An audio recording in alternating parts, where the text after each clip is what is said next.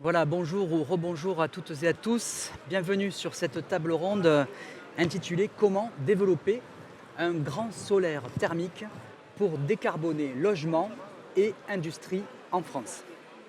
Alors une question à plusieurs millions d'euros, tellement les objectifs de développement annoncés par l'État sont immenses. Aujourd'hui, vous le savez peut-être, la production solaire thermique est d'environ 1,1 TWh thermique par an en métropole. L'objectif est de 6 TWh en 2030, donc dans 5 ans. 5 ans, c'est demain, hein, à l'échelle du développement du grand solaire thermique. J'espère que les projets sont là, on va entendre parler tout à l'heure. 10 TWh, donc quasiment 10 fois plus en 2035, donc si on se projette à une décennie plus tard. Clairement, les chauffe-eau solaires dans les logements individuels ou collectifs ne suffiront pas à atteindre ces niveaux de production. Et encore deux chiffres pour mieux vous en convaincre. 100 000 mètres carrés de capteurs solaires thermiques, c'est ce que nous avons installé en France sur l'année 2023. 1 million de mètres carrés, c'est ce qu'il faudrait désormais installer tous les ans pour atteindre nos beaux objectifs. Alors ce changement d'échelle, il ne pourra se faire sans les grandes centrales solaires thermiques, des installations dédiées aux réseaux de chaleur urbains ou à l'industrie. Alors c'est un nouveau segment en France, hein. Il souffre d'un manque de visibilité, j'espère qu'on va contribuer à sa visibilité aujourd'hui, mais il émerge véritablement depuis, on va dire, 3 ans au niveau du grand public, avec de nouveaux acteurs qui dynamisent ce marché. Un segment soutenu par l'ADEME, avec l'Agence de la transition écologique, à travers les subventions du Fonds Chaleur de l'État, en partenariat avec des collectivités et notamment des régions. Je vous propose 2 séquences dans cette table ronde. La première pourrait s'intituler « Où en sommes-nous ?» avec d'abord une photographie de l'état du solaire thermique. Je demande pour cela à Bénédicte Janton de me rejoindre sur scène. Voilà, Bénédicte Janton, elle est directrice adjointe de la direction bioéconomie énergie renouvelable au sein de l'ADEME. Prenez place. Et bonjour à vous. Ça fonctionne, non? Ça fonctionne, tout fonctionne. Alors, histoire de bien comprendre de quoi on parle, je vous ai demandé un éclairage de 5 minutes sur le grand solaire thermique en France, en termes de marché, en termes de technologie aussi, en fonction des usages. Voilà. Merci beaucoup. Donc peut-être déjà pour recadrer, merci beaucoup déjà pour l'invitation. Enfin, moi je suis vraiment ravie de parler de solaire thermique aujourd'hui à Energaia. Donc si on reprend peut-être le petit visuel sur déjà pour replanter le décor un peu de ce que c'est que la chaleur renouvelable, hein, les enjeux de la chaleur renouvelable. Alors aujourd'hui, les 2 chiffres qu'il faut avoir en tête, c'est la chaleur, c'est 43% de notre consommation d'énergie. Et ces 43%, ils sont encore aux 2 tiers fossiles. Donc il y a vraiment la décarbonation de la chaleur, c'est vraiment un enjeu majeur pour décarboner l'économie et c'est indispensable pour atteindre nos objectifs de neutralité carbone à 2050. Voilà, donc là, on voit... Il n'y a pas que l'électricité dans la vie. Exactement. Quand on parle de NR, ici sur ce salon, on parle beaucoup d'électricité, mais il y a aussi la chaleur. Donc alors effectivement, vous voyez là le dernier panorama de la chaleur, comment il se compose. Alors bien sûr, hein, la biomasse a encore la plus grande part, mais il y a un mix très diversifié. L'intérêt de la chaleur renouvelable, c'est que justement, on peut diversifier les sources de chaleur et il faut jouer sur l'ensemble de ces leviers pour atteindre. Et donc le solaire thermique, aujourd'hui, comme ça vient d'être dit, ça représente que 1,3 TWh et il faut vraiment accélérer la chaleur le solaire, développement. On a du mal à la voir, effectivement, pour le moment, c'est le petit coin orange. C'est orange. Voilà. Donc, voilà. Et effectivement, il est très bas. Voilà. Voilà, et donc bon, voilà, donc là les objectifs PPE, hein, vous les avez rappelés, 6 TWh en 2030 et 10 TWh en 2035, 1 million de mètres carrés par an. Voilà, donc bon, si on rappelle très rapidement les technologies et les usages, hein, donc on a dans les différents types de capteurs solaires thermiques, on a des capteurs non vitrés associés souvent à des packs pour atteindre un peu des températures de 30 degrés, ça va être pour des piscines ou de l'eau chaude sanitaire. Ensuite, on a des capteurs plans vitrés, et ça peut monter à 90 degrés pour de l'eau chaude chaude sanitaire ou des réseaux de chaleur urbains, surtout dans le sud de la France. Et des capteurs aussi à tube sous vide, hein, c'est ce que vous voyez donc là à gauche. Et capteur plan vitré, c'était à droite. À tube sous vide, donc ça va un peu plus haut en température, à 120 degrés, pour des réseaux de chaleur urbains également, et des industries qui fonctionnent à ces types de températures, plutôt agroalimentaires. Donc là, Voilà. juste en termes, Voilà. on est sur de l'illustration simple, Voilà. mais on est sur là plutôt des échelles, on va dire domestiques à gauche, et on va dire du semi-collectif peut-être, ou de l'industriel, un début d'industriel à droite, mais ce sont les mêmes échelles finalement, les mêmes types de technologies, pardon, à d'autres échelles pour le grand solaire thermique. Pour le grand solaire thermique, c'est ça, exactement. Là, j'ai mis les choses un peu plus... Et enfin, vous avez aussi, là, j'ai pas remis de schéma, mais le capteur à concentration qui permettent d'atteindre des températures encore plus élevées, entre 100, 400, voire 500 degrés. Et là, ça va être pour des besoins notamment d'industrie à plus haute température. Et bien sûr, pour ce qu'on parle, le sujet de la table ronde d'aujourd'hui, qui sont les grandes installations, on va être sur des capteurs plans au sol et non pas en toiture, hein, pour pouvoir déployer des grandes puissances C'est quoi de solaire thermique. On est sur des grands capteurs de quel ordre à peu près Après, ça peut être, donc ça va être des fermes qui vont faire ça peut être dans les 1000 mètres carrés à peu près. D'accord. De capteurs. On n'est pas sur les sur les grandes centrales photovoltaïques. On est sur des échelles quand même beaucoup plus réduites, Oui. Pour donner des. C'est quand même plus réduit. Ouais. Voilà. C'est sans commune mesure. Et le capteur, peut-être le capteur plan classique, c'est 15 mètres carrés à peu près, voilà. 15 mètres carrés. Donc, effectivement, on peut imaginer qu'il est assez lourd. Je ne sais pas exactement combien. Peut-être je laisserai Hugues peut-être pour parler du poids. Là, je n'ai pas le chiffre en tête. On peut comprendre qu'il ne peut pas être en toiture. Mais effectivement, ça va pas être ce qu'on pose sur le toit. Après, juste pour rappeler très rapidement quand même les atouts du solaire thermique, c'est le côté très simple, low-tech, déployable partout. Durable, ça peut durer plus de 30 ans, un panneau solaire thermique, c'est du stockage d'énergie aussi facile. Voilà, donc en fait, il y a vraiment beaucoup d'atouts. Ça permet ce stockage du coup de pallier la variabilité, et il y a une bonne acceptabilité puisqu'on va pas avoir de matériaux rares, de matériaux critiques, c'est facilement recyclable.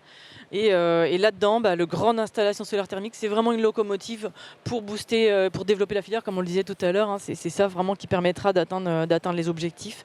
Et en plus, il y a une balance commerciale qui est positive, ce qui n'est pas le cas forcément des autres filières. On ne le sait pas forcément, effectivement. C'est pas quelque chose je n'avais pas qui est très connu. cette vision-là, effectivement. En exportateur. Voilà, en exportateur, la balance commerciale, elle est à 57 millions d'euros en 2022. Après, je laisserai peut-être que Richard Loyen pourra compléter ce panneau, mais on a plusieurs usines qui sont implantées en France. J'ai en tête Viessmann peut-être, qui doit avoir un rôle essentiel. C'est pas toutes françaises, mais en tout cas, il y en a beaucoup sur le territoire français, donc on a beaucoup d'emplois. On a 2600, 3000 emplois directs dans la filière en France. Voilà. Et puis après, ce qui est important pour moi à mentionner dans l'action qu'on a à l'ADEME, vraiment très actuelle, mais je reviendrai dessus un petit peu plus tout à l'heure, c'est qu'on a lancé ce lundi, avec les collègues qui étaient là, et les personnes qui sont là étaient là aussi, les ateliers pour la construction d'un plan d'action national sur le solaire thermique. Donc ça devient vraiment une priorité de construire ce plan d'action co-construit avec toute la filière, un peu comme ça a pu être fait sur la géothermie. L'objectif, c'est vraiment d'avoir quelque chose, une stratégie, et ensuite sa mise en œuvre opérationnelle avec des mesures clés pour accélérer. Voilà, comment on va atteindre ces objectifs. Vous voulez dire que nos objectifs, on va les atteindre, multipliés par 10. Exactement, on va les atteindre. Ça, c'est une bonne nouvelle. Grâce à ce plan, c'est vraiment l'objectif. Donc voilà, je pourrais en reparler un peu plus tout à l'heure, mais c'est vraiment l'actualité du moment, elle est là. Et nous, on est très investis avec toute la filière pour animer la construction de ce plan d'action, qui est d'ailleurs inscrite dans la PPE. C'est écrit dans la PPE qui est en consultation. Oui, voilà, on attend que ça sorte quand même pour de vrai, mais ça vient de réacter la chose. Ok. Je vous propose donc justement de continuer avec Hugues Defréville et Richard Loyen sur scène à nos côtés pour prolonger ce tableau de où en sommes-nous sur le grand solaire thermique. Hugues Defréville est le PDG de l'entreprise Newit qui développe et exploite ces grandes centrales solaires. Richard Loyen est le délégué général d'Enerplan, le syndicat des professionnels de l'énergie solaire. Bienvenue à vous deux sur cette scène. Merci, bonjour. Alors petite rebonjour. On s'est un peu vu tout à l'heure, mais bonjour à tout le monde. Petite question pour vous, Richard. Quelle est votre vision à vous du point de vue des professionnels sur l'évolution du marché du grand solaire thermique, non seulement en France, peut-être en Europe pour nous resituer, on avait peut-être une vision un peu déclinante et puis on voit qu'il se passe des choses. C'est quoi la réalité du marché aujourd'hui? Alors, le grand marché solaire thermique, c'est un marché qui a déjà commencé en France. On peut s'en réjouir, notamment avec notre membre Newit et le soutien du Fonds Chaleur de l'ADEME avec l'appel à projets grandes installations. Ce n'est pas le cas dans le sud de l'Europe. La première grande installation solaire thermique a été inaugurée cette année en Italie. Ils en ont une, on en a plus. C'est un marché qui a démarré au Danemark en premier lieu, où ils ont une vision des réseaux de chaleur, entre guillemets, qui sont en régie, avec des investissements long terme. Et, ils ont développé le stockage intersaisonnier également, en combinant plusieurs technologies, du solaire thermique pour stocker l'abondance estivale, mais après avec de la relève, avec pompe à chaleur notamment, pour pouvoir y introduire de la chaleur fatale. Mais ça, c'est ce que fait nos amis de Newit. Donc, ça a démarré au Danemark. Aujourd'hui, c'est un marché qui est en expansion en Allemagne. En Allemagne, ils développent des réseaux de chaleur, y compris à très haut taux de couverture solaire. À Brach, avec du stockage intersaisonnier, ils auront un taux de couverture solaire de l'ordre de 70% pour un petit village, et avec beaucoup de solaire thermique et du stockage intersaisonnier. Et puis après, le reste, je crois qu'il y a de la pompe à chaleur et un peu de biomasse. Donc voilà, ça se développe également en Hollande. À Gothenburg, aujourd'hui, il y a une centrale solaire qui est en train de sortir de plusieurs dizaines de milliers de mètres carrés. Donc, c'est un nouvel usage finalement. On change de dimension. Le solaire thermique, ça a été longtemps le chauffe-eau solaire individuel, le chauffage solaire, un peu le collectif pour le résidentiel ou le tertiaire. Là, c'est l'effet d'échelle. Parce que plus le centrale solaire est grande, moins l'énergie solaire est chère à produire. Et puis, c'est comment est-ce qu'on décarbone tous les usages. Il n'y a pas que la maison individuelle. Aujourd'hui, si on veut décarboner l'industrie, si on veut décarboner les réseaux de chaleur, avec une ressource biomasse qui est limitée, le solaire thermique s'y prête bien. Et tout à l'heure, j'entendais, on parlait de balance commerciale, mais dans la balance commerciale, on a oublié de dire c'est le gaz qu'on économise. Aujourd'hui, le gaz naturel, on l'importe. Alors avant, on l'importait de Russie. Depuis la guerre en Ukraine, on évite. Mais aujourd'hui, encore, il y en a encore. Passe un peu par l'Azerbaïdjan, il paraît. Mais bon. Ouais, mais aujourd'hui, il passe par le Qatar. C'est le gaz de schiste de Trump, enfin des USA qu'on importe. Donc si à un moment on veut décarboner réellement, mais il faut compter sur les ressources locales. Et franchement, un champ de capteurs solaires thermiques au sol, qui a quasiment pas d'emprise, entre guillemets, c'est du bon usage du foncier pour pouvoir éviter d'importer du gaz. Donc voilà, c'est un marché qui, au niveau mondial, y compris en Chine aujourd'hui, se développe. Il faut regarder ce qui se passe en Chine. Et qui se développe également en Europe. Et les Français, on n'a pas à rougir. Je pense qu'on est les troisièmes peut-être en termes de marché du solaire thermique collectif, ou quatrième, je ne sais pas, nous le dira, tu es présent sur les marchés européens. Mais c'est une dynamique qui n'est pas que française. Et on fait partie du peloton de tête pour développer ce nouveau secteur, avec le soutien du Fonds Chaleur de l'ADEME. Peut-être un petit mot. C'est bon, ça marche. J'en profite peut-être pour ajouter juste un petit calcul qu'on a fait, c'est sur l'impact sur la balance commerciale de tous les projets qu'on aide avec le fonds chaleur. Hein. Si on regarde en termes d'importation de gaz évité, on a quasiment l'équivalent de toutes les aides publiques qu'on a mis en 15 ans. Juste l'année 2022, en fait, c'était 4 milliards d'euros d'économisés de gaz qu'on n'a pas importé grâce aux projets qu'on a aidés. Et là, l'année dernière, ça s'est fait 1,3 milliard, mais enfin, chaque année, c'est entre 1 et 2 milliards de factures énergétiques qu'on économise grâce aux projets qu'on aide, notamment solaire thermique. Donc, c'est vraiment très important de garder ça en tête, quoi. Pardon, mais... Donc c'est très important et on voit qu'il y a un début peut-être de prise de conscience au plus haut niveau, on l'espère en tout cas, parce qu'effectivement, comme le disait à l'instant Richard Loyan, on évite l'importation de gaz naturel liquéfié, dont on vient de voir encore en dernier rapport de l'impact aussi environnemental désastreux annoncé, hein, puisque c'est essentiellement du méthane à la base. Donc ça paraît évident, presque une évidence, de développer ce type de chaleur renouvelable de proximité, on va dire, au plus près des réseaux qui existent, qui sont là. Le réseau de chaleur, on verra après avec l'exemple de Narbonne, au niveau industriel aussi. Et peut-être pour finir aussi, le lien avec les fabricants, parce qu'on est sur des fabricants. Alors, sur le grand solaire thermique, sauf erreur, on n'a pas encore de français, mais on est sur des fabricants européens. Ça, c'est important aussi quand même. Exactement. Il y a des fabricants européens. Aujourd'hui, on achète nos capteurs, en tout cas chez Newit en Europe. Mais voilà, peut-être pour reparler un peu, on est quand même au tout début des grandes installations solaires thermiques. Il faut, par rapport au potentiel et tout le travail qu'il y a devant nous, on est au tout début. Tout à l'heure, vous parliez un peu de surface. Je voudrais revenir un peu sur la définition d'une grande installation solaire thermique. 1000 mètres carrés, c'est le tout début, c'est le minimum, hein. Les installations qu'on fait, elles font plutôt plusieurs dizaines de milliers de mètres carrés. D'accord. Donc ça veut dire que ça, c'est la surface des capteurs. Donc ça veut dire qu'au sol, on parle de plusieurs hectares, voire même de dizaines d'hectares. Donc ça reste quand même des très grandes installations. Et donc on faisait la comparaison au photovoltaïque. Oui, visuellement, ça ressemble et c'est le même type d'emprise. Juste un petit mot sur la comparaison, parce que là, on compare, même si c'est pas comparable en soi, puisqu'on ne produit pas la même chose. Mais en termes énergétiques, hein, on est globalement sur du capteur solaire thermique plan, sur des régimes de température 70-80 degrés, on est 3 à 4 fois plus efficace au mètre carré que le photovoltaïque, puisque le solaire thermique va utiliser toute la longueur d'onde de l'irradiation solaire et la transformer sous forme de chaleur. Voilà, donc, mais tout de même, il y a un sujet d'ailleurs de foncier, d'utilisation du foncier, qui est d'autant plus critique que les grandes installations solaires thermiques doivent être installées à côté du consommateur. Alors, on va y venir justement Voilà. dans les contraintes. Là, juste une petite diapo, peut-être commentée par Richard Loyen sur où on en est, parce que on est encore dans cette séquence, et où on va, hein, puisqu'on parlait des 2035, et on voit le segment là, du grand solaire, si on est d'accord sur cette définition du grand solaire thermique, que l'on voit sur Gist. Oui, alors c'est... Et tout petit en rouge là, tout en haut. Je ne sais pas si on arrive à le voir avec le... Si j'arrive à mettre un pointeur là, hein, voilà, c'est ça, tac. Je ne sais pas si vous voyez dans la salle, c'est un peu dur peut-être. Situation en 2022, c'est un segment qui est naissant, donc il y a encore assez peu d'installations, même si on en a et qu'elles fonctionnent bien et que c'est les investisseurs qui prennent le risque, c'est pas le consommateur. Donc là, on est de la chaleur solaire comme un service. Et là, on est au tout début de l'histoire. Et d'ici à 2035, ça devrait représenter peu ou prou un peu plus de la moitié de la production de chaleur solaire en France. Une bonne raison, c'est que c'est également parce qu'il se développe le plus vite, parce que c'est plus facile, plus rapide d'installer un chauffe-eau solaire ou un système solaire combiné. Mais si ce qui est massivement va le plus contribuer, c'est ce qui est le moins cher également. Après, je dirais, la prospective, c'est l'art de se tromper le moins possible. Je ne sais pas si dans le camembert, ça sera 55%, 48% ou 50%.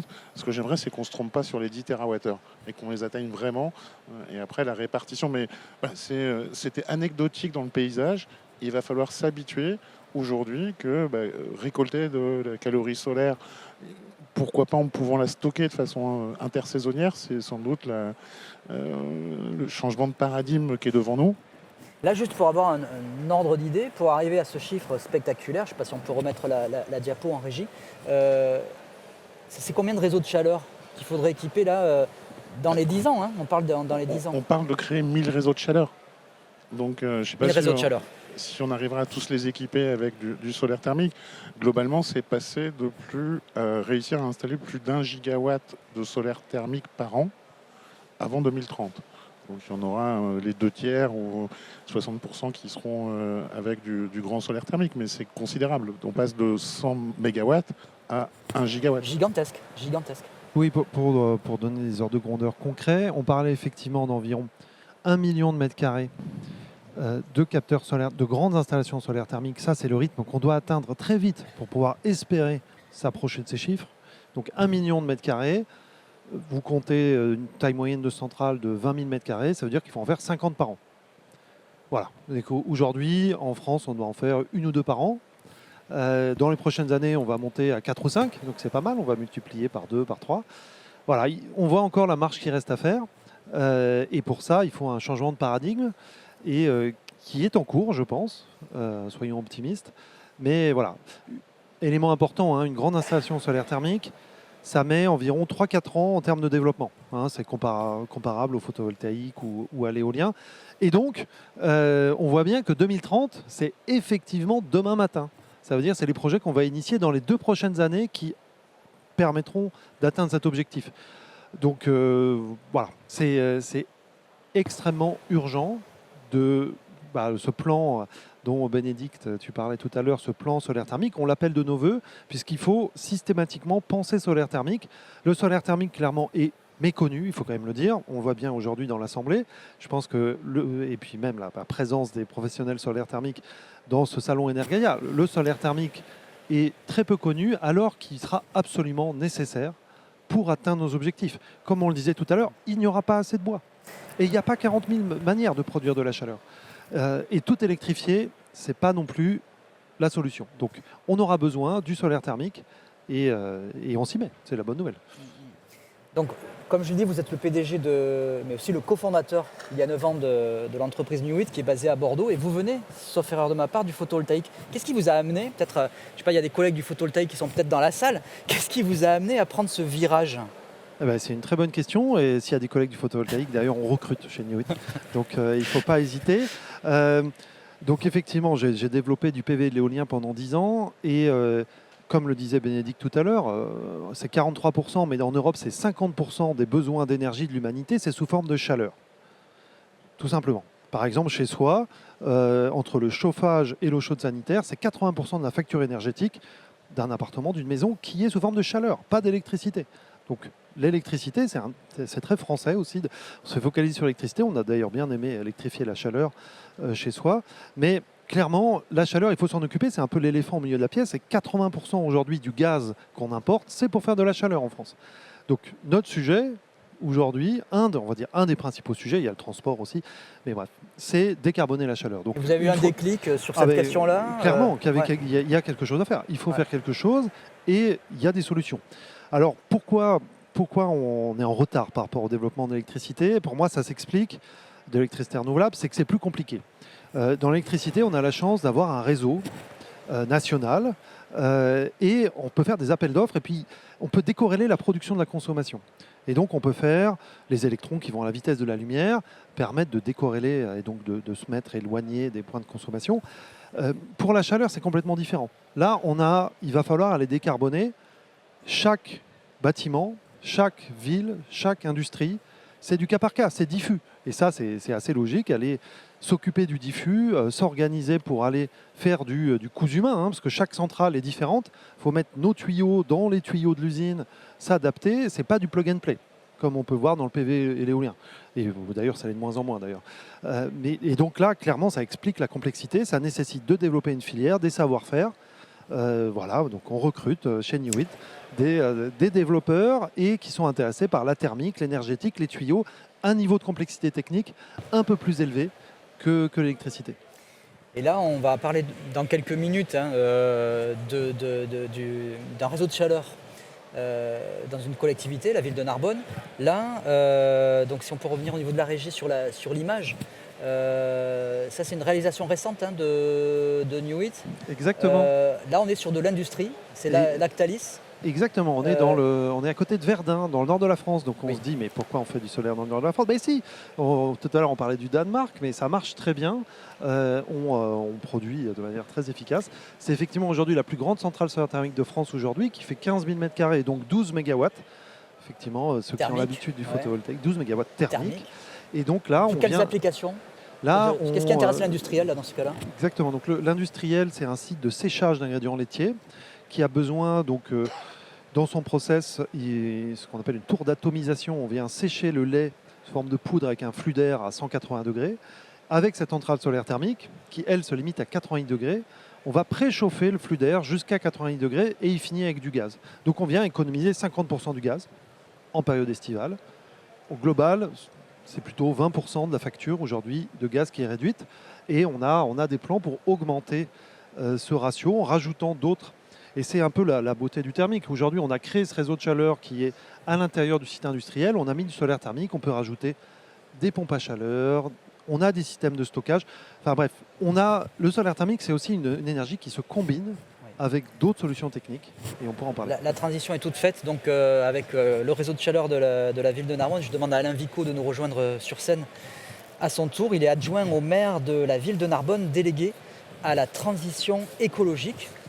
Donc bienvenue avec nous. Donc je vais changer d'image pour nous retrouver à Narbonne. Alain Vico, vous étiez déjà en responsabilité en tant qu'élu quand une proposition est arrivée un jour sur votre bureau de la mairie de Narbonne.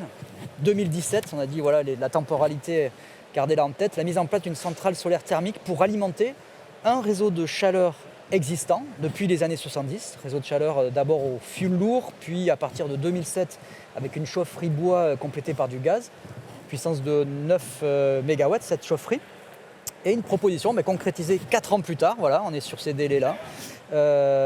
Une centrale de 2,8 MW thermique. C'était à l'époque la plus grande centrale solaire thermique alimentant un réseau de chaleur urbain en France. Je ne sais pas si c'est toujours le cas ou si depuis le record a été dépassé. Oui, bon, très bien. Bon, on a plus, voilà, il y a plus cette médaille, mais c'est pas mal quand même.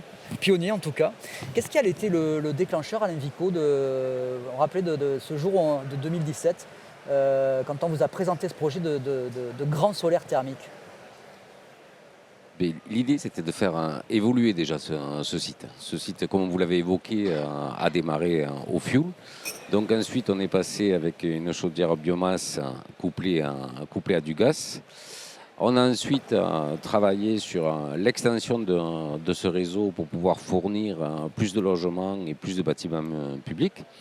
Et à ce moment-là, c'est posé la question, pourquoi pas aussi travailler sur l'installation, l'améliorer et minimiser les coûts en partant avec une centrale solaire.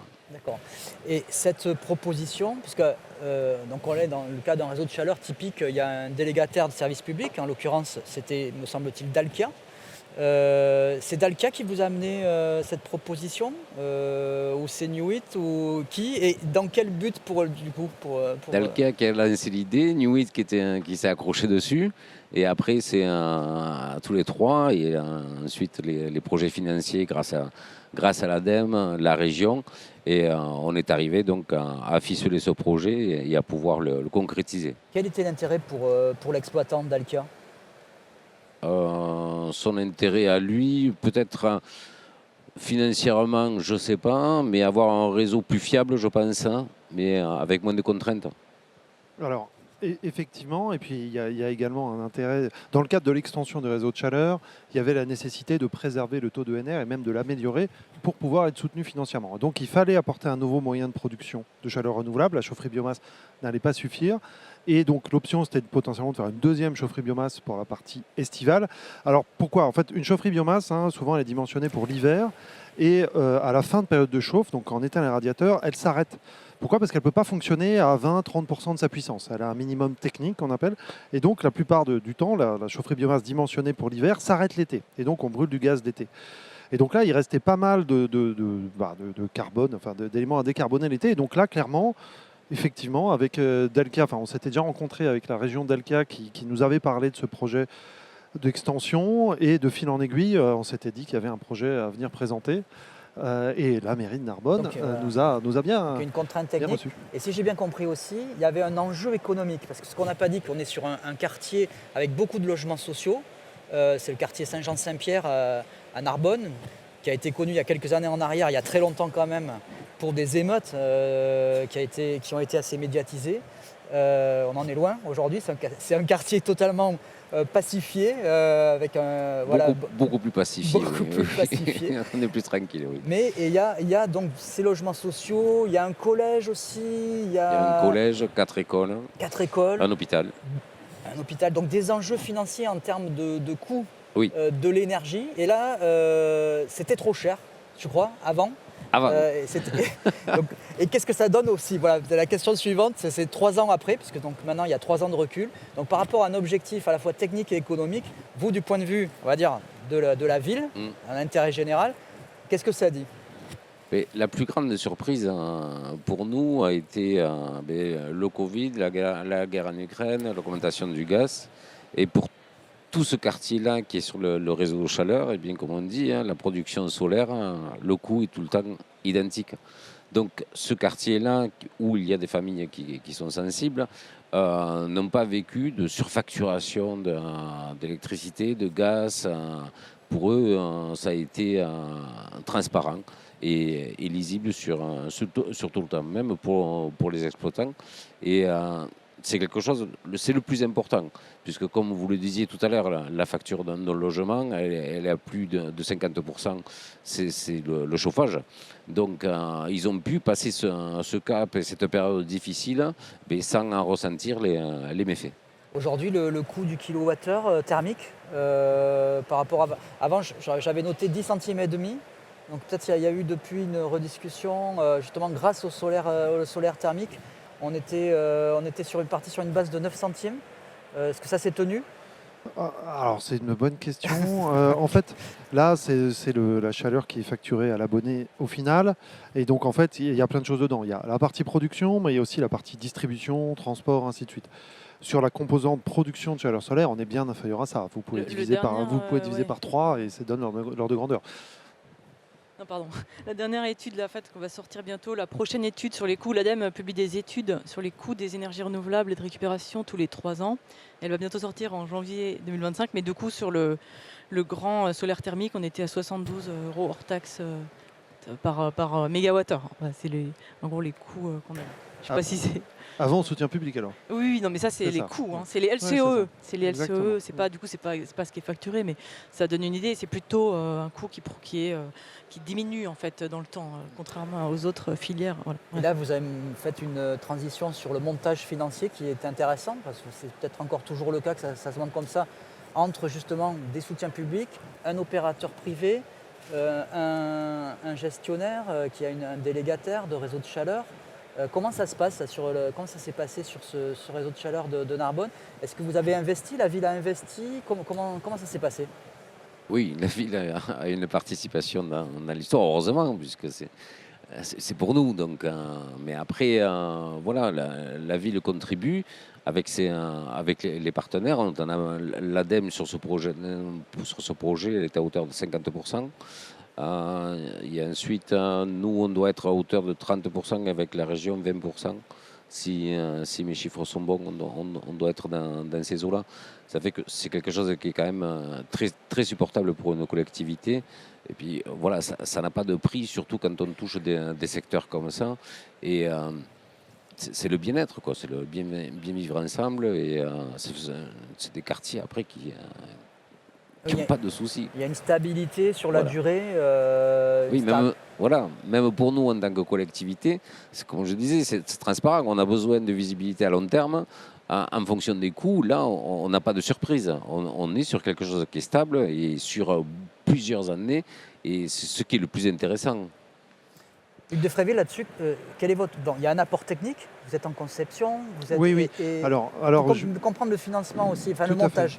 Exactement. Alors, le vrai engagement principal de la ville, c'est effectivement d'acheter la chaleur, de s'engager sur la durée. Achète la chaleur. Donc aujourd'hui, nous, le modèle, parce qu'après il y a le soutien public ou autre, mais au final, l'installation aujourd'hui appartient à Newit à 100%. Aujourd'hui, alors il y a des fonds régionaux de la transition énergétique qui nous ont accompagnés, mais on a créé une société dédiée au projet qui porte l'investissement.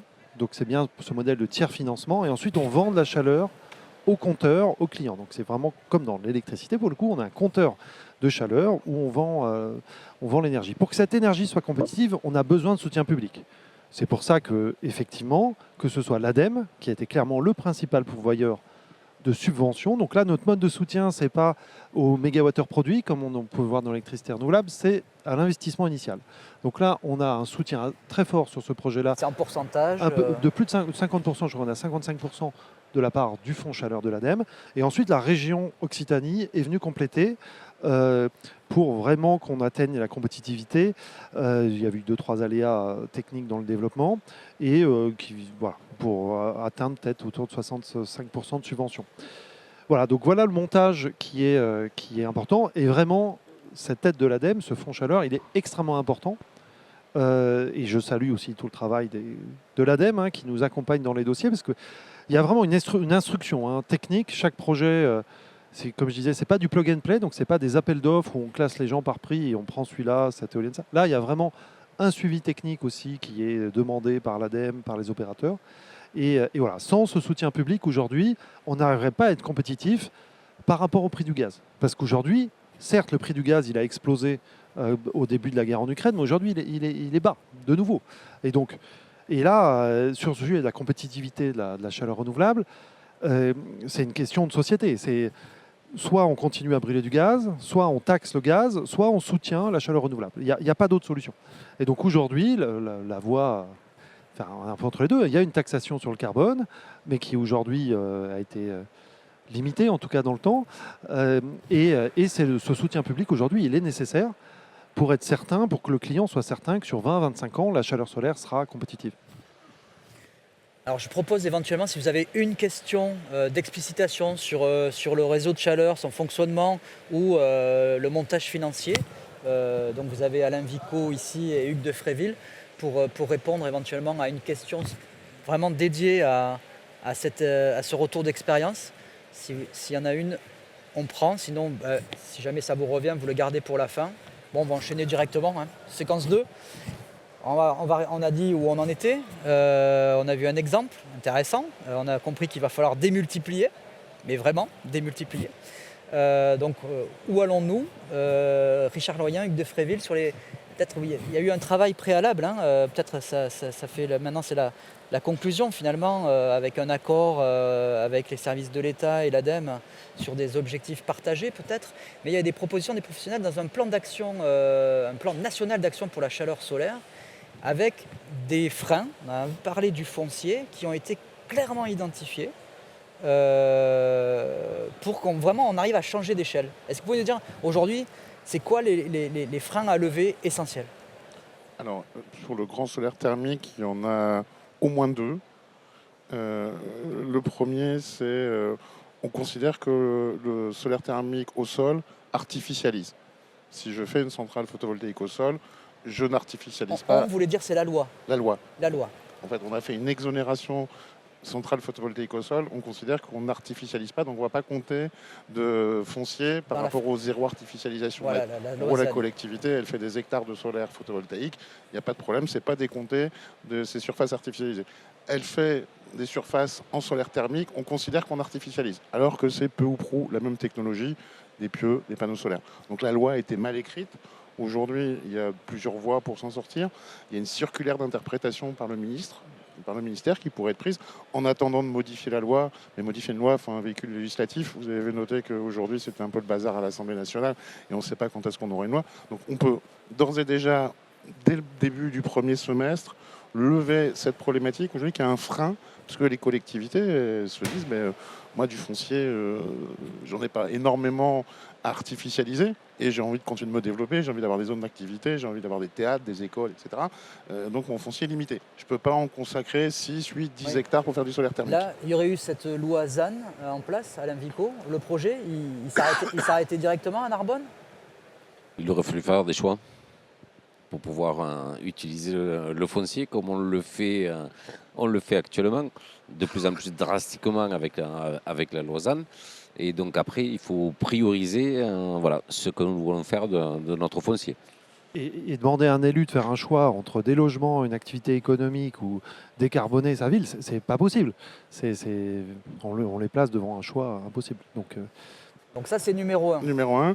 Et le numéro 1 ex aequo, je ne sais pas comment il faut l'appeler, c'est qu'on ne reconnaît pas qu'une centrale solaire thermique au sol est d'intérêt collectif.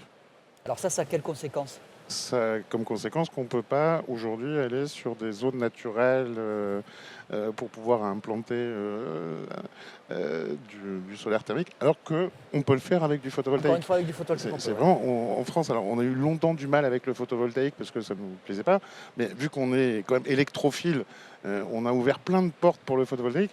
On voudrait que ces portes, elles s'ouvrent également pour le solaire thermique, alors qu'on produit 4 fois plus d'énergie au mètre carré. Donc on se considère qu'on a déjà une électricité qui est décarbonée, et c'est pour partie vrai, mais aujourd'hui la chaleur elle est carbonée. Donc l'intérêt collectif de décarboner le pays, c'est quand même de développer des calories renouvelables et solaires.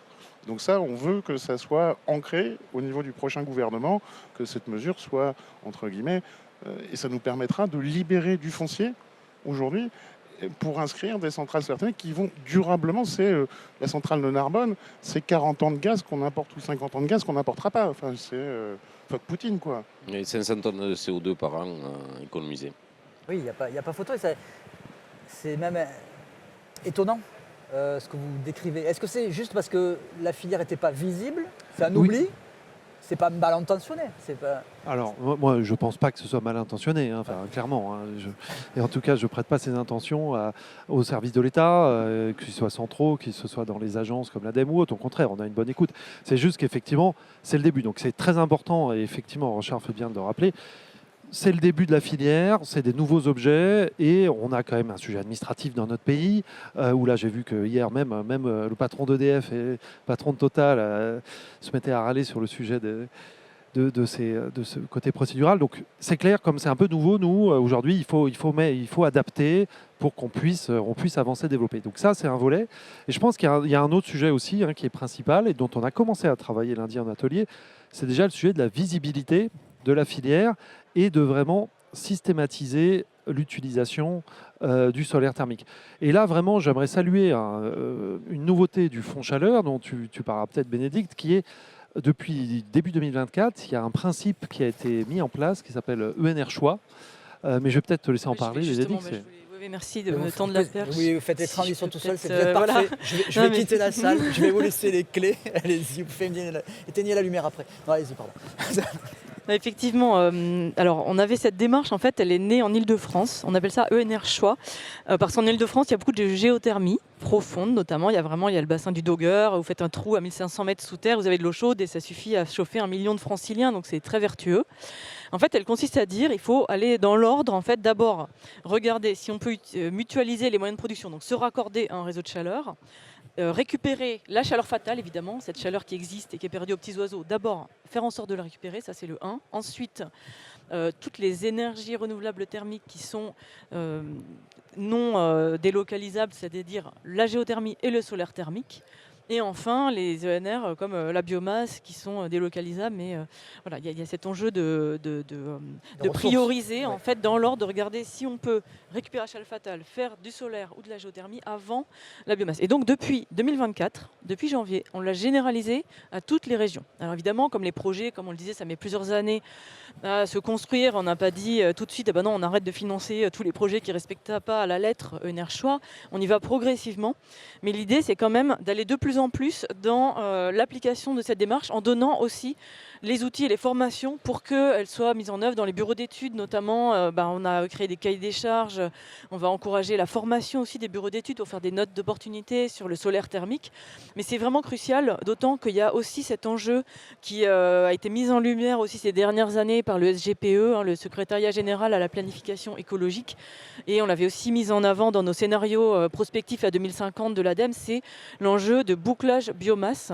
Pour atteindre la neutralité carbone, il n'y aura pas assez de biomasse pour décarboner toutes les filières qui comptent sur la biomasse pour se décarboner, tout simplement parce que c'est un enjeu de surface au sol disponible. Alors quand je dis de biomasse, il faut bien distinguer les biomasses. On parle surtout là quand même de bois énergie plus que de biomasse agricole. Voilà, donc en fait, on est vraiment... Et donc, ça c'était la démarche qu'on applique. Et ça se traduit aussi par, donc dans les aides en 2025, vous savez qu'il y a quand même eu un gros débat là, sur le budget du Fonds Chaleur qu'on nous avait annoncé en baisse de 40%.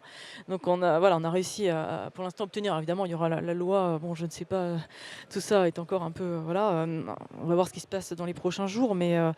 on a quand même obtenu sur le principe qu'il soit maintenu à peu près au niveau de cette année parce que c'est déjà 800 millions d'euros, la moitié de ce dont on a besoin par rapport aux demandes d'aide qu'on a déjà en visibilité. Et toujours nos objectifs qu'on a en tête, qu'on a bien dit au début, qui sont immenses. C'est ça. Donc cette obtention du maintien de ce budget, c'était aussi modulo. En fait, la contrepartie, entre guillemets, les engagements que nous on a pris, c'est aussi de baisser les aides sur la biomasse, ce qui veut dire qu'on les maintient plutôt sur le solaire thermique. Donc ça, c'est une bonne nouvelle quand même pour vous, parce que ça veut dire que le solaire thermique, il va avoir des taux d'aide qui, comparativement à la biomasse, sont un peu en hausse. Voilà. Enfin, pas baissé en tout cas.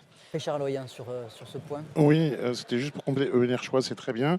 Et le travail qu'on a commencé avec l'ADEME ce lundi et qui va se poursuivre sur le premier trimestre, on va également essayer de définir un cadre pour le stockage.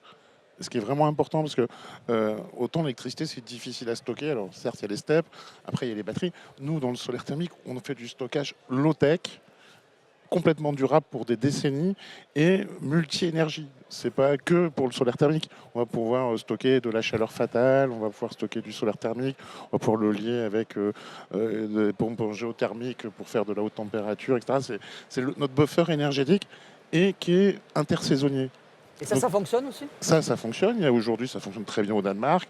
Il y a des pilotes qui sont en train de se faire en Allemagne. Il y a un premier pilote avec la chaleur fatale qui est en train de se faire à Pau. Et c'est vraiment le changement de paradigme parce qu'il ne faut plus raisonner que le solaire thermique, c'est juste quand il y a du soleil qu'on va pouvoir produire de la chaleur et alimenter un réseau. On produit massivement de la chaleur, on la stocke avec cette abondance estivale.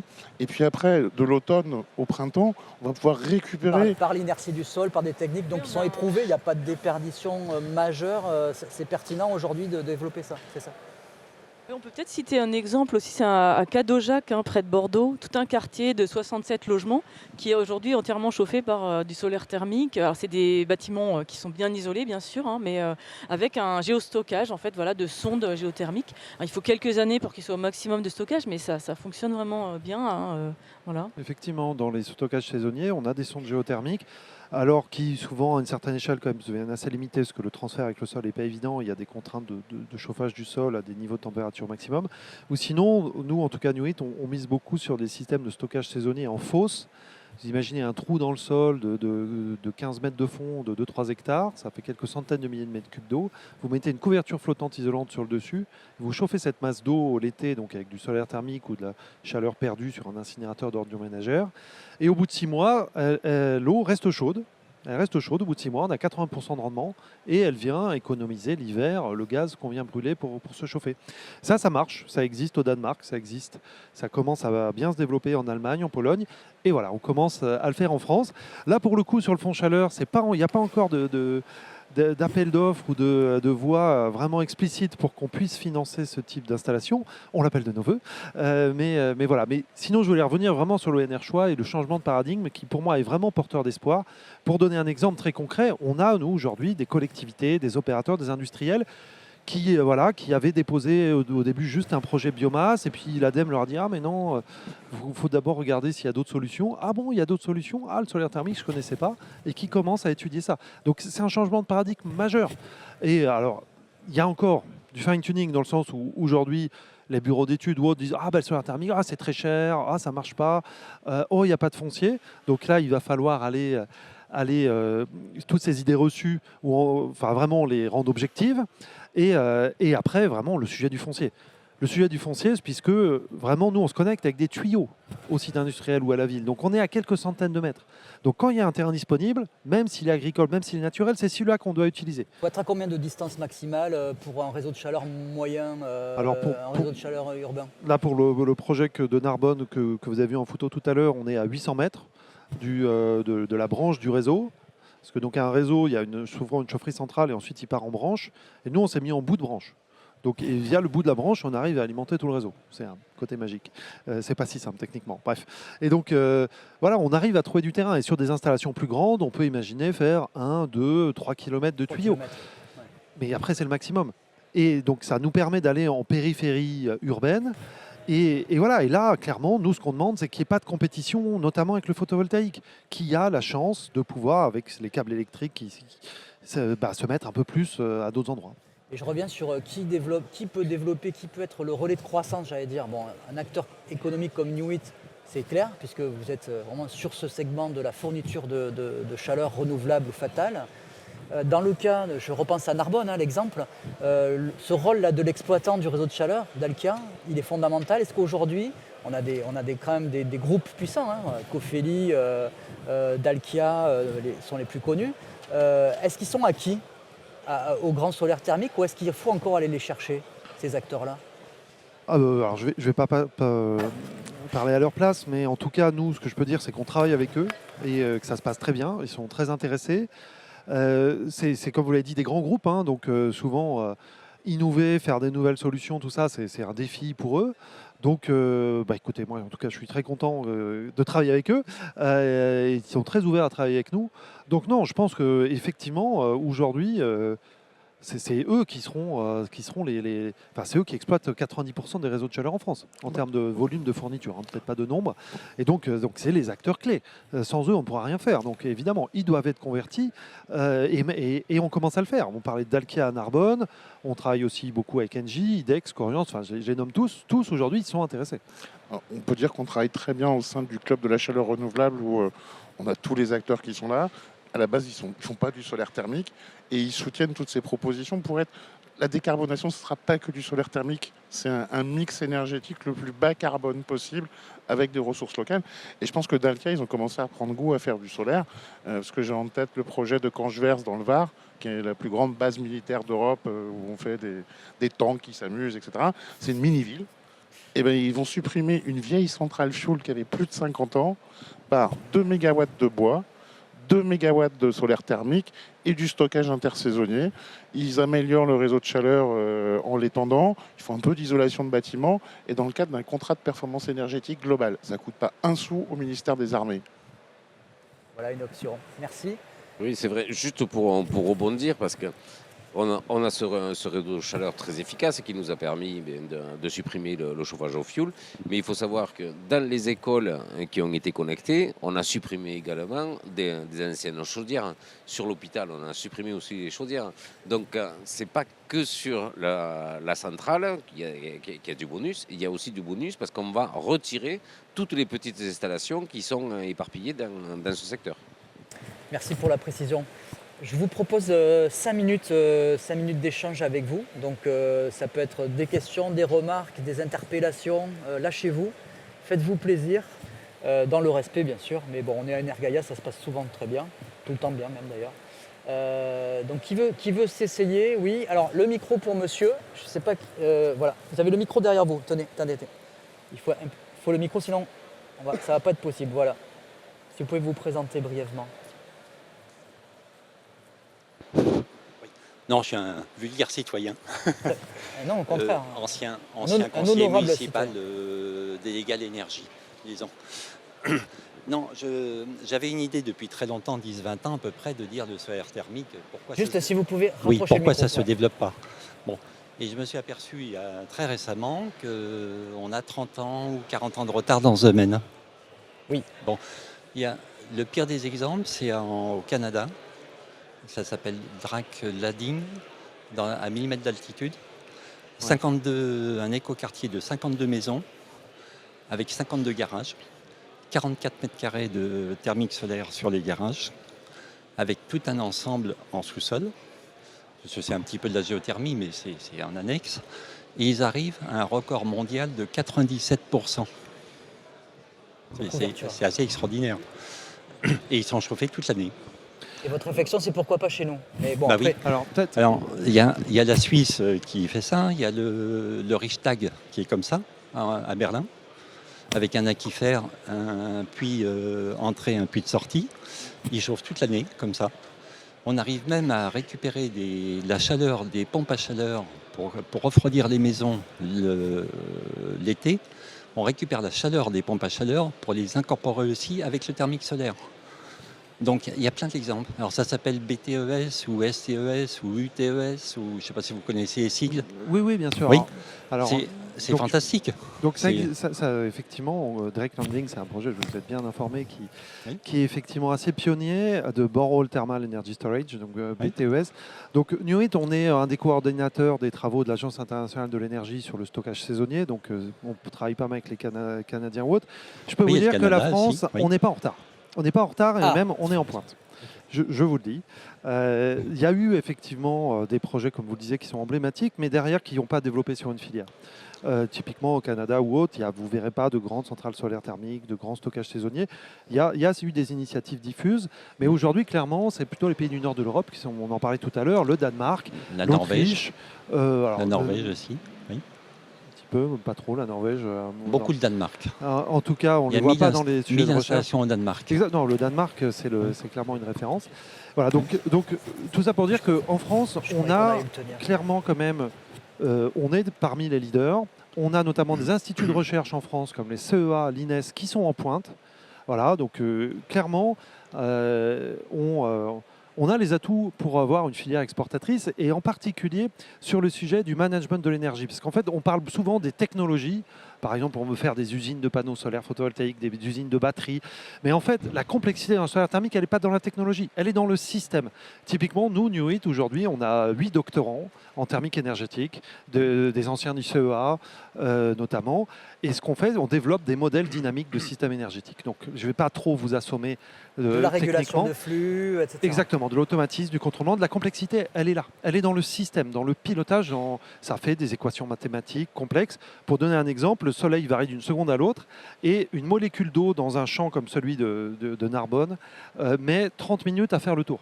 Donc comment vous régulez la pompe pour atteindre la température souhaitée par le client au moment souhaité, au débit souhaité? C'est un problème relativement complexe. On gère avec du stockage ou autre. Et voilà. Et là-dessus, clairement, on est en France, on a des leaders. Voilà, des usines de panneaux, malheureusement en France, on en a pour les petits capteurs et effectivement qui exportent. Pour les grands capteurs, on espère, on l'appelle de nos voeux. Mais sur tout ce qui est autour, l'ingénierie, on est en position aujourd'hui, on n'est pas en retard. Et il faut continuer sur cette lancée-là. Et c'est pour ça que le plan arrive. Le plan arrive à terme. Et donc peut-être une petite conclusion, une vision de votre côté, juste avant de partir, parce que vous avez un train. Oui, et c'est l'extrême limite. Je suis vraiment désolée, Voilà. je suis vraiment obligée de partir à 15h00, donc toutes mes excuses. Mais en tout cas, voilà, nous, vraiment la feuille de route pour cette année, la priorité, enfin moi, l'une de mes priorités, c'est vraiment l'aboutissement de ce plan d'action solaire thermique. Encore une fois, avec toute la filière, on va y travailler. Et ce que je souhaiterais, c'est vraiment qu'on puisse arriver à avoir un portage aussi ministériel, en espérant voilà, qu'on ait bientôt un gouvernement et qu'on puisse plaider tous pour... parce que voilà, et par rapport à ce qu'on dit aussi vis-à-vis des opérateurs de réseau, nous c'est vraiment un message qu'on porte, c'est de diversifier le mix des réseaux de chaleur. Donc on pousse vraiment pour les encourager à diversifier, géothermie, solaire thermique, voilà. Et encore une fois, vraiment toutes mes excuses, mais n'hésitez pas à m'écrire si vous avez des questions, benedict.janton@tadem.fr, et je serai ravie de vous répondre par mail ou de reprendre contact avec vous. Merci beaucoup. Merci d'être Au revoir venu et merci à tous. Nous voir à Montpellier. Merci à vous. Merci. On ne va pas tarder non plus parce qu'il y a une autre conférence derrière très attendue. Mais je voulais là aussi permettre à d'autres personnes de s'exprimer sur cette table ronde. Sinon, moi j'avais une autre question en attendant. Mais n'hésitez pas à lever la main, il y a la personne derrière qui peut vous amener le micro. Donc vous tendez le bras et ça arrive dans 10 secondes. Mais sinon, moi, question de bête, est-ce qu'on ne peut pas avoir une usine aussi en France de fabrication de grands capteurs solaires? Si, on peut avoir une usine de fabrication de grands capteurs solaires. Aujourd'hui, ça fait partie des revendications que porte Enerplan. Dans le crédit d'impôt pour les investissements dans l'industrie verte, on a oublié le solaire thermique. Encore une fois. Encore une fois, on peut avoir du crédit d'impôt si on fait une usine de l'éolienne, si on fait une usine de photovoltaïque, si on fait une usine de pompe à chaleur. Vous avez vu, c'est que des technologies qui sont électriques. Alors, solaire thermique, la réglementation européenne le permet. On l'a écrit, entre guillemets, on a été vigilant avec notre fédération européenne. Le ministre au banc, en juillet de l'année dernière, disait que c'était l'Europe qui l'interdisait. C'est la DGE qui avait écrit la note. L'Europe ne l'interdit pas du tout. C'est tout à fait possible. Et d'ailleurs, nos voisins espagnols vont avoir du crédit d'impôt pour les industries du solaire thermique. Donc on voit la concurrence, entre guillemets, intra-européenne. Donc nous, on appelle de nos voeux aujourd'hui d'être neutre technologiquement pour le carbone. Et il n'y a pas de raison qu'on puisse avoir du crédit d'impôt pour l'industrie du photovoltaïque et pas pour l'industrie du solaire thermique. Après, si j'ai bien compris, juste pour compléter ça, parce que j'ai compris, alors je vais encore plus loin que vous presque, hein, c'est que si j'ai bien compris, c'était une industrie qui est plus difficilement délocalisable puisque c'est beaucoup de matières. Ce sont des grands capteurs avec du verre, avec de l'aluminium, des choses qui sont finalement à transporter très cher. En termes de volume. C'est clair, hein, aujourd'hui avec un container à 5 000 $ pour faire Shanghai-Rotterdam, c'est pas rentable, même si c'est 30-40% moins cher en France. Vous voyez à quelle filière je fais référence, voilà, bien sûr. Donc on ne comprend pas. Voilà, donc on espère qu'on arrivera à avoir ce crédit d'impôt pour l'investissement dans l'industrie verte applicable au solaire thermique au titre de la neutralité technologique. Enfin, il n'y a pas de raison, on a besoin de calories et d'électrons et on ne va pas pénaliser la production de technologies de caloriques. Et le deuxième point, c'est le marché. On a cette année un marché, parce qu'on a arrêté la défiscalisation dans les DOM, qui s'est écroulé de 80%. Et un industriel, il a besoin de pouvoir compter. Ce qu'il fait vivre, ce n'est pas le crédit d'impôt, c'est le marché. Donc, non, il faut et là, on parle du chauffe-eau solaire individuel. Là. Oui, mais en fait, l'industriel, il ne va pas faire que des grands capteurs solaires. Il a besoin d'équilibrer sa production entre des capteurs solaires pour le chauffe-eau, le chauffage, le collectif et le grand solaire, parce que c'est une somme d'activités qui va réussir à faire. Et puis le ramping de la montée en puissance. Derrière, il faut qu'on prévoie si c'est 20 000, 50 000, 100 000 mètres carrés, il faut qu'il puisse gérer sa montée en production. Mais aujourd'hui, on a besoin de visibilité en termes de dynamique de marché et puis de l'équité en termes de neutralité technologique sur l'aide publique qui est apportée. Et on ne peut pas avoir un choix où l'État ou l'administration profonde fait le choix de dire bah non, j'aide les technologies propres de l'électrique, mais pas les technologies propres de la calorique. Très bien, merci à vous. S'il n'y a pas de questions, je veux frustrer personne, mais c'est vraiment la dernière proposition de prise de parole. Après, on va laisser la place à une autre table ronde. Donc, si mes souvenirs sont bons, c'est sur sur la réindustrialisation de l'industrie photovoltaïque. Donc, sujet hyper important. Il y a une question, c'est ça? Oui, monsieur là-bas au fond. Vous pouvez lever le... Ouais, merci.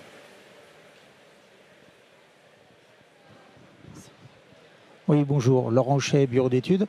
Moi, j'ai fait pas mal d'installations solaires thermiques dans des logements et dans des industries. Et j'ai été aussi sapitaire suite à des dysfonctionnements d'installation. Et le problème du solaire thermique, avant, c'est qu'on a eu beaucoup d'installations où des installateurs disaient qui peut le plus, peut le moins. Et on surdimensionnait les installations, ce qui a généré Des dysfonctionnements. Des dysfonctionnements, merci. Et donc, les clients, après, rechignaient à mettre justement du solaire thermique. J'ai eu des clients qui ont mis du solaire thermique et qui ne l'ont pas branché. Parce que l'exploitant, il y avait beaucoup d'exploitants qui n'arrivaient pas à les exploiter. Donc, on a eu ces problèmes-là et c'est très bien maintenant de mettre pour moi, je suis à 4000% pour le solaire thermique, je précise, excusez-moi. Et je trouve que c'est vraiment très bien de pouvoir utiliser cette énergie qui est là. Voilà. Qui est disponible. Voilà. Mais alors, je te laisserai répondre sur les installations petites, moyennes, mais en tout cas sur les grandes installations, pour moi, c'est clair que le développement il sera tiré plutôt par le tiers financement. Et effectivement, je veux dire, nous, on investit dans la centrale. Je peux vous dire qu'on fait gaffe à ce qu'elle marche bien, parce que sinon on ne va pas rentrer dans notre investissement. Donc on est là derrière pour nettoyer les panneaux, être certain que les pompes fonctionnent bien, pour vendre l'énergie un maximum et pouvoir se rentabiliser. Donc pour les grandes installations, je pense qu'il y aura moins ce défaut et ces sujets, effectivement, où il y a eu beaucoup de contre-références, beaucoup d'installations, petites installations qui n'ont pas été faites. Mais là, on parle quand même on met des tickets de plusieurs millions d'euros, avec des financeurs, des banquiers, des banques qui sont venus financer nos projets. Donc ce qui est venu aussi mettre un coup de tampon sur une filière, il faut dire qui est bancable. On sait que pour atteindre ces objectifs-là, il va falloir mobiliser des centaines de millions d'euros privés, de l'argent des banques, du financement. Et donc ça, avec les premières installations, on l'a montré. C'est pour ça que je suis plutôt positif pour l'avenir et qu'on a tout en main pour pouvoir multiplier ces volumes. Oui, parce que vous avez la connaissance. Parce que souvent, il y avait des personnes qui répondaient à un appel d'offres public parce qu'ils savaient mettre une chaudière, ils savaient faire un peu de plomberie, mais par contre, ils ne connaissaient pas le solaire thermique. Ah, c'est sûr qu'il y a une barrière à l'entrée. Pour avoir fait du développement photovoltaïque auparavant, mon entreprise aujourd'hui, Newit, il y a 45 barbus qui font de la thermique hydraulique sur 50. On n'est que des ingénieurs et c'est un ADN technique. On fait du process, on fait de l'énergétique, de la thermique. On ne va pas trouver du foncier, déposer un permis et poser une éolienne. Je ne dis pas que c'est pas un beau métier, il faut le faire, mais c'est vraiment pas le même métier. Et effectivement, il y a un savoir-faire technique qui fait aussi que c'est plus compliqué. Il n'y a pas aujourd'hui en France, et malheureusement, 50 développeurs de projets comme Newit. J'espère qu'il y en aura d'autres. On n'est pas les seuls. Il y en a qui commencent doucement. Il y a les gros opérateurs, on a parlé, qui eux, c'est plutôt un autre problème, d'aller vers des nouvelles technos, faire bouger le paquebot de 100 000 personnes, c'est plus compliqué, mais ça va venir. Mais oui, il y a un savoir-faire technique qu'il faut maîtriser sur ces projets-là. Avant la réponse de Richard, désolé, juste, je note au passage qu'il y a quand même pas mal de femmes dans l'Assemblée. Donc si Newit est encore ouvert à la féminisation de l'entreprise, j'ai noté les barbus, c'est peut-être possible aussi pour elles de... Ah mais bien sûr, en vrai on est très fiers, mais on a 25% de personnel féminin. Donc je me suis trompé sur les 45. On est 50-45, ça ne marche pas. Et ma vraie question en relance de monsieur par rapport à Richard, à vous Richard, c'est est-ce que des mauvaises pratiques sur le chauffe-eau solaire individuel, parfois de pur opportunisme, peut jeter de l'ombre sur aussi cette filière grand solaire thermique? Je le reformule comme ça. Le chauffe-eau solaire individuel, globalement, on n'a pas trop mal réussi parce que c'était un produit mis en œuvre par un installateur, un produit industriel par un installateur compétent. Ça marchait bien. Solaire thermique collectif, ça a été beaucoup plus compliqué parce que c'est à chaque fois un produit à façon qui demande d'être designé, mis en œuvre et exploité. Et chaque installation est différente. Il y a eu des problèmes, il faut le reconnaître. Depuis 15 ans, la profession a lancé l'initiative SoCall pour solaire collectif, avec le soutien de l'ADEME, et on le remercie. Et on a travaillé pour rendre la performance durable, le design de l'installation, les schémas hydrauliques, les ratios de dimensionnement, les process de mise en service dynamique, le suivi de performance dans le temps, qui fait qu'aujourd'hui on a dérisqué les installations et voilà, on a cette mauvaise réputation, on a travaillé, on a pris les problèmes à bras le corps, on ne s'est pas caché derrière notre petit doigt et aujourd'hui SoCall c'est un peu plus de 3000 professionnels et maîtres d'ouvrage qui sont, et pour tous ceux qui veulent rejoindre cette dynamique sur le solaire thermique collectif, à la fois le collectif pour le tertiaire, la petite industrie et la grande, rejoignez-nous, on n'est jamais trop nombreux pour avancer vers le succès. Merci à vous. Et en particulier des femmes, vous avez raison. Non, mais pour de vrai, on préfère. Malheureusement, on a peu de candidates. Donc c'est pour ça, il nous faut plus de candidates. Voilà. La responsable du solaire thermique chez Enerplan est une femme. Très bien, allez, c'est bon. C'est sur ce mot de conclusion. Sur ce mot de conclusion que s'arrête cette table ronde. Merci à vous, merci aux intervenants. Bonne fin de salon et à bientôt.